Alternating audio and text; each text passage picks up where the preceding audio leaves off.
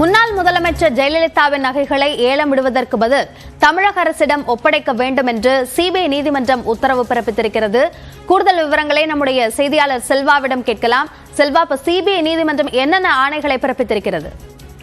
நிச்சயமாக அபிநயா, ஜெயலலிதா சொத்து குவிப்பு வழக்கு செலவு தமிழக அரசு 5 கோடி ரூபாய் கர்நாடக அரசுக்கு செலுத்த வேண்டும் என்று சிறப்பு நீதிமன்றம் தற்போது உத்தரவிட்டிருக்கிறது.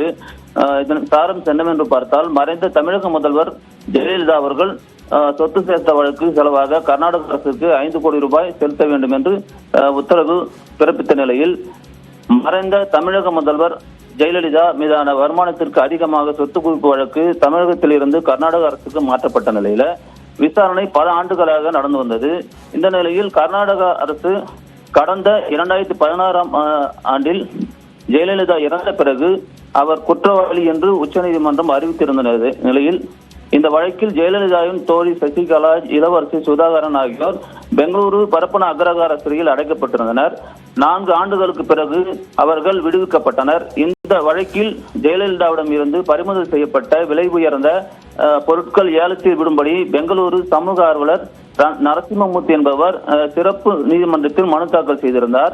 அந்த மனுவில் நீதிபதி மோகன் விசாரணை மேற்கொண்டு வரும் நிலையிலே மேலும் பொருட்களை ஏலம் விடுவதற்கு கிரண் ஜவாலி என்ற வழக்கறிஞர் நியமிக்கப்பட்டிருந்தார்.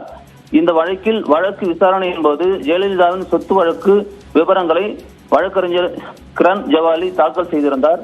அப்போது தமிழகத்தில் இருந்து கர்நாடகாவுக்கு வழக்கு மாற்றியதால் கர்நாடகாவுக்கு வழக்கு செலவாக வரைவோலை வாயிலாக 5 கோடி ரூபாய் செலுத்த வேண்டும் என்று தமிழக அரசுக்கு நீதிபதி மோகன் அவர்கள் உத்தரவிட்டிருக்கிறார்.